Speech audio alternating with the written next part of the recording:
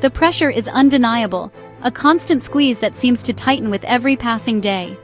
Groceries climb, rent bites deeper, and the cost of simply existing seems to rise faster than our paychecks can keep up.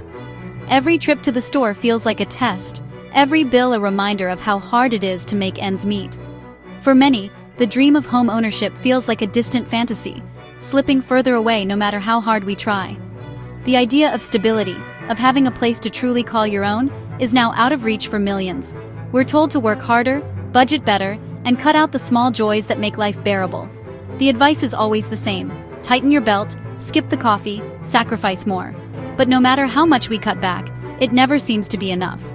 This narrative wrongly places the burden on us, suggesting that if we struggle, it's a personal failure. It whispers that if we just tried harder, we'd be okay. But the truth is, the game is rigged.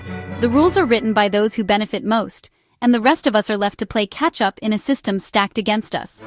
The high cost of living isn't due to individual failures or a lack of effort. It's the result of choices made far above our heads, policies, markets, and interests that shape our daily reality. It's a system designed to concentrate wealth and power in the hands of a few, while the rest are left to scramble for what's left. Imagine a room where the ceiling lowers, forcing everyone to crouch lower and lower just to fit. No matter how much you shrink yourself, the ceiling keeps coming down. Would you blame each person for not being short enough? Of course not. The problem isn't with the people, but with the room itself. The rising cost of living is that lowering ceiling, pressing down on everyone, regardless of how hard they try to stand tall. It keeps us divided and powerless, making it harder to see that we're all facing the same struggle. Let's release ourselves from misplaced guilt. The weight you feel isn't yours to carry alone, and it's not a sign of weakness. Your struggle isn't a reflection of your worth or your effort. It's a reflection of a system that's failing to support its people. It's a sign of a system in distress, not a personal shortcoming. Understanding this is crucial, because it's the first step toward real change. When we see the bigger picture, it empowers us to ask bigger questions about our economy, our leaders, and the future we want to build. So let's stop blaming ourselves and each other. Let's start supporting one another and demanding better from those in power. Look beyond the surface and question who the economy truly serves. Because when we understand the real story, we can begin to write a new one, together. Think of our economy as a car, a complex machine with countless moving parts, each one essential to keeping us all moving forward. Just like a car, our economy needs attention, care, and regular checkups to keep running smoothly.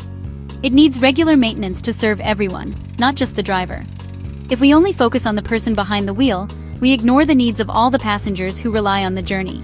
For years, we've neglected this maintenance, chasing endless growth and quick profits, while the essential systems that support us all have been left to wear down. Fair wages and social safety nets are low, infrastructure is worn thin, and the people who keep everything running are stretched to their limits. Our roads, schools, and hospitals show the signs of this neglect. Meanwhile, a few redirect resources for themselves, ignoring the rattling noises and warning lights that signal trouble ahead. The gap between those with plenty and those with little grows wider. When the car breaks down, only the parts benefiting the driver are fixed, while the rest of the vehicle is left to struggle. This patchwork approach leaves most people behind. The rest are told to hang on tight, to endure the bumps and jolts, even as the ride becomes rougher and less safe for everyone. A responsible approach means acknowledging the car's inequality, recognizing that some seats are more comfortable than others, and that everyone deserves a safe, reliable ride. It means ensuring living wages for all workers, so that everyone can contribute to and benefit from the journey, not just a select few. And it means investing in public services, schools, transit, healthcare, so that every passenger has what they need to thrive, no matter where they sit. It's about making the car functional for everyone, not just the lucky few up front. When we maintain the whole vehicle, the journey improves for all. This isn't about punishing the driver or taking away their keys. It's about making sure the car is safe, efficient, and fair for everyone on board. It's about common sense maintenance for our collective vehicle, regular checkups, timely repairs, and shared responsibility. Sometimes we need to pull over and perform a thorough inspection to honestly assess what's working and what needs fixing.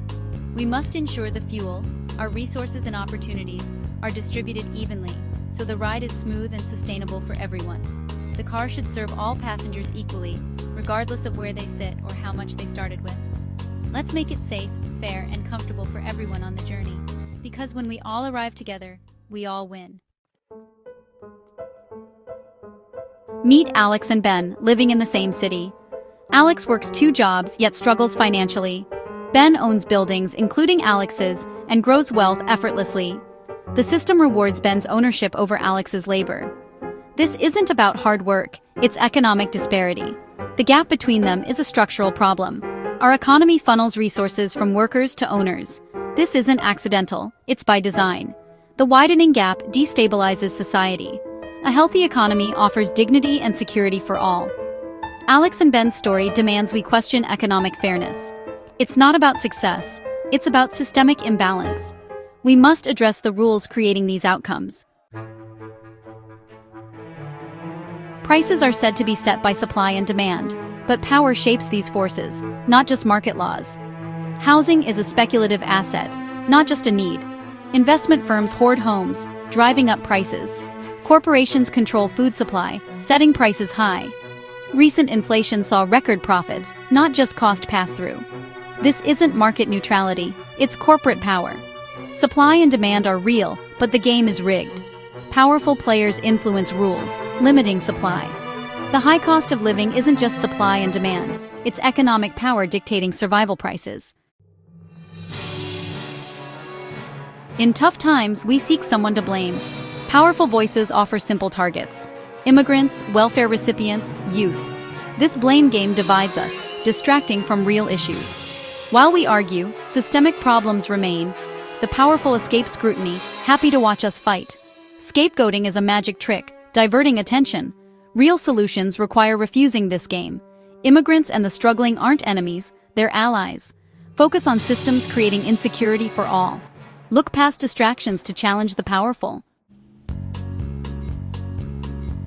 Capitalism is often seen as the best system, but it has features creating instability and inequality. The relentless drive for profit pressures wages downward. Companies outsource jobs and automate, prioritizing profit over people. Monopolies form, stifling competition and innovation.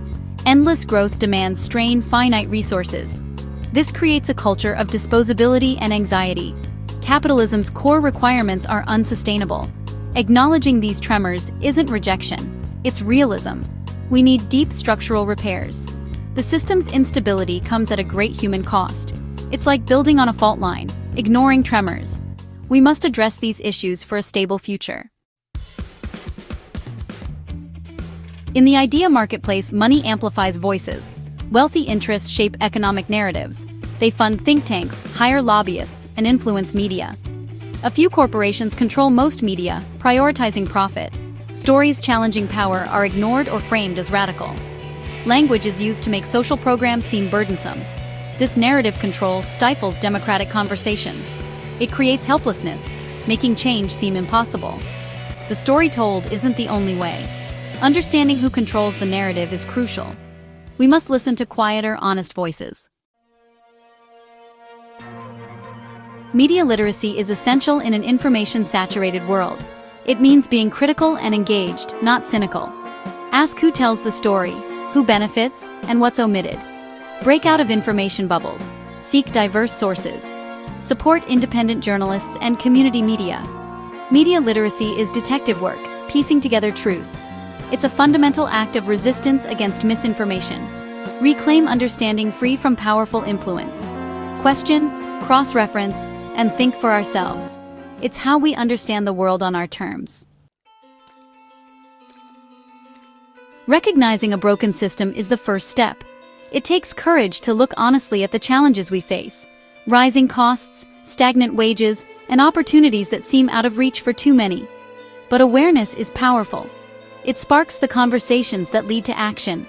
History shows change is possible when people unite. From civil rights marches to modern movements, progress is made when ordinary people come together, raising their voices for justice and equality. These moments remind us that collective action can shift the course of society. It's about building a better economic engine for all. That means creating jobs that pay fairly, supporting innovation, and ensuring everyone has a chance to contribute and thrive, not just a privileged few. We must reimagine our priorities and judge the economy by the dignity it brings to everyday people, not by the fortunes of billionaires. True prosperity is measured by the well-being of families and communities. Champion policies that rebalance power, support leaders who listen to working people, and demand laws that protect the vulnerable and empower the many, not just the wealthy few. Strengthen unions, raise the minimum wage, and invest in public services like education, healthcare, and transportation. These are the foundations of a fair society, where everyone has a real shot at success.